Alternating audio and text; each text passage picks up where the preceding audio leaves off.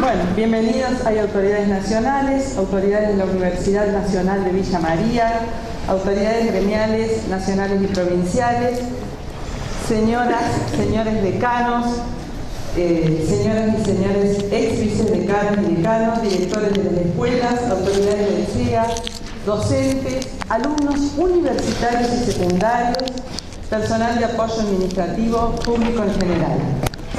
Senador, nuestra casa. Es un honor contar con vuestra distinguida presencia en nuestra querida Facultad de Psicología de la Universidad Nacional de Córdoba, próxima a cumplir sus 400 años de historia institucional.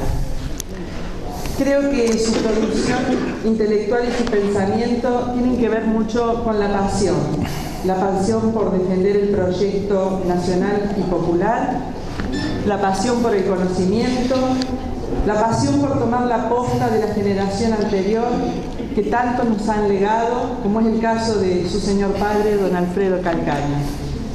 La pasión por recuperar el espacio de la política como instrumento para encarnar cambios reales, tanto en el espacio nacional como latinoamericano. Latinoamérica, la patria grande. Hechos que se intentó borrar hace pocos años a través de nuestras formas de colonialismo, tales como el neoliberalismo. También en el seno de la universidad pública se encuentran los debates y las tensiones para la transición desde las políticas neoliberales hacia políticas como las del estado de bienestar. Su visión, sin lugar a dudas, enriquecerá ese debate. Podemos decir que cada tanto en las naciones aparecen personas con capacidad de pensar la realidad, con capacidad de sintetizar anhelos profundos de los pueblos y avisorar rumbos de lo porvenir. Esas personas son las que construyen el camino en el tiempo a través de las cuales las naciones no pierden sus orígenes y su destino y recuperan sentidos profundos de su identidad cultural.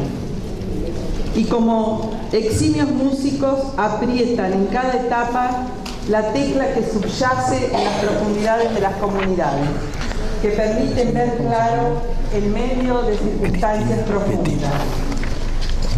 Este es el caso de nuestro visitante Eric Calcaño, con una vasta trayectoria intelectual en el campo de las ciencias sociales y hombre de reconocida militancia nacional y popular. Me atrevo a decir que hoy es uno de los faros que alumbran el camino para las nuevas generaciones. Por esto la alegría de que haya tanta gente joven acá. Y me permito pensar que don Arturo Jauretche, entre tantos patriotas y mujeres que entregaron su vida al pueblo argentino, reconocerían una rica herencia en el pensamiento plasmado en su libro El Resurgimiento Argentino. Y lo más relevante, para los jóvenes es un valioso aporte el recupero del sentido de la política y de las políticas públicas como dato de progreso de los pueblos en la historia. Muchas gracias por estar con nosotros y bienvenidos. Muchas gracias. Muchas gracias.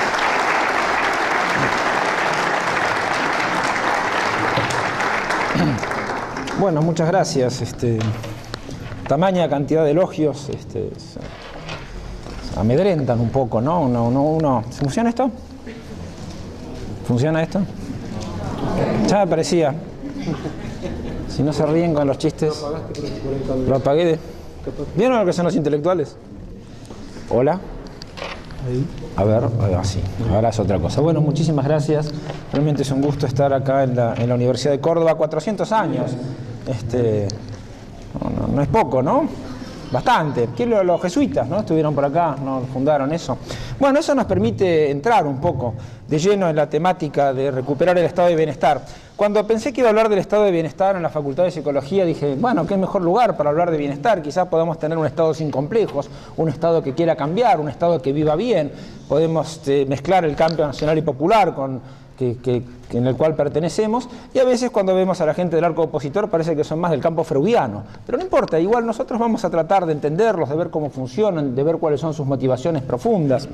Ya Keynes decía que para entender una crisis económica no había que referirse únicamente a las cuestiones estrictamente de la ciencia económica, que es una ciencia social, sino que había que llamar a la etnología, a la antropología, a la historia, a la sociología y a veces a la psicología o a la psiquiatría para tratar de explicar los fenómenos de crisis financieras como el que estamos asistiendo.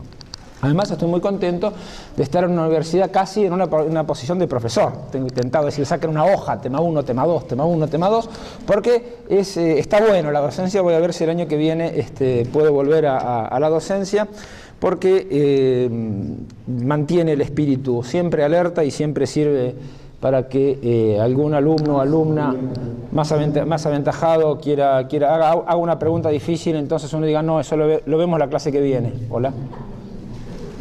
¿Ahí? ¿Funciona? Bien.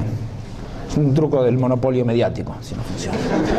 Están en todos lados. Pero bueno, hablar del estado de bienestar, no sé, voy a tratar de hablar todo lo que pueda, después los sobrevivientes harán preguntas.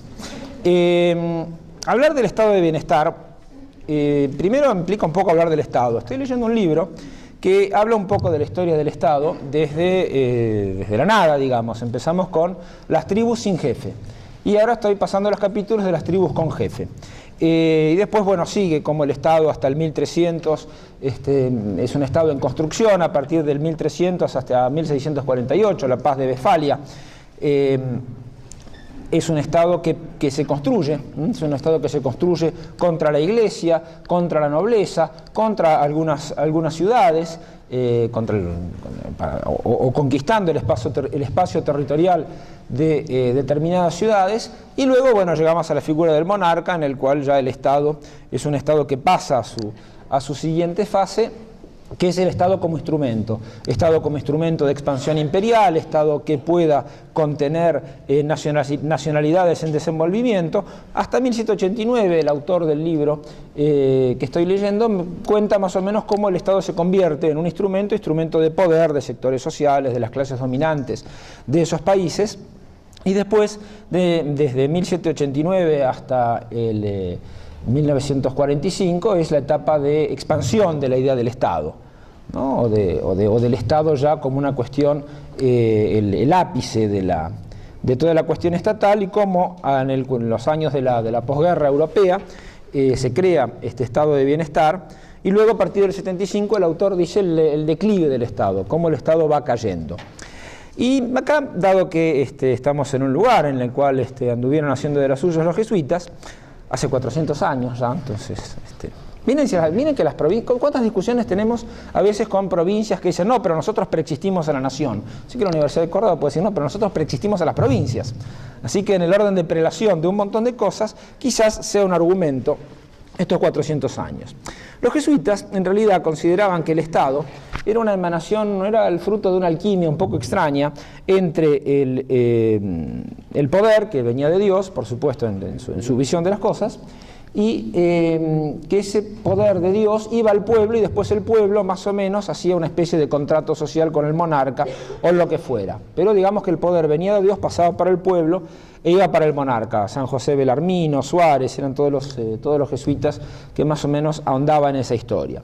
Eso va a inspirar a los amigos Voltaire, Rousseau, Diderot, que van a ver en el contractualismo una manera de decir, bueno, en realidad son los ciudadanos que ceden una parte de su soberanía, una porción de la soberanía que cada uno tiene, en el estado de naturaleza, es decir, en el estado de la guerra de todos contra todos, y cedemos esa parte de libertad que tenemos en pos de un Estado que nos va a dar un montón de derechos o nos va a garantizar un montón de cosas. Esa es la teoría contractualista clásica, me olvidaba del compañero Hobbes, que estaba dando vueltas por ahí también, y con eso es el pensamiento liberal hasta ahora. Y todo va bien hasta que uno empieza a leer a Foucault, y en realidad Foucault dice que no, que es el Estado el que hace ciudadanos. Da vuelta a la cuestión, no es una cuestión de los ciudadanos que libremente o en asamblea o un día se despertaron, sino que en realidad es el Estado el que crea esa ciudadanía porque los necesita. Necesita el Estado de los ciudadanos, el Estado como aparato, como dispositivo de poder, porque necesita soldados, necesita impuestos. Y eso solo lo puede hacer dándoles, digamos, ese derecho de ciudadanía. Yo me voy a quedar con ese concepto un poco de Foucault para tratar de analizar. Ayer estábamos en debate en el recinto y una senadora, que no voy a decir que fue Estensoro, decía que uno nace libre, que uno nace en libertad. Y parece, entonces, ahí me tenía el flashback de Rousseau diciendo en el contrato social, el hombre nace libre y sin embargo está en cadenas en todas partes.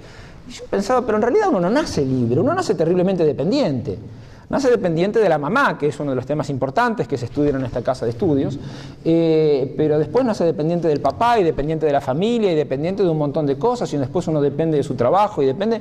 En realidad la libertad es una construcción, no es algo que tengamos. No sé, supongo que habiendo principalmente tantas mujeres en la sala y también hombres cultivados, podemos pensar que alguien ha leído el libro de Simone de Beauvoir acerca de la condición femenina y el segundo sexo, etc. Bueno, uno no nace mujer, dice Simone de Beauvoir, uno se construye.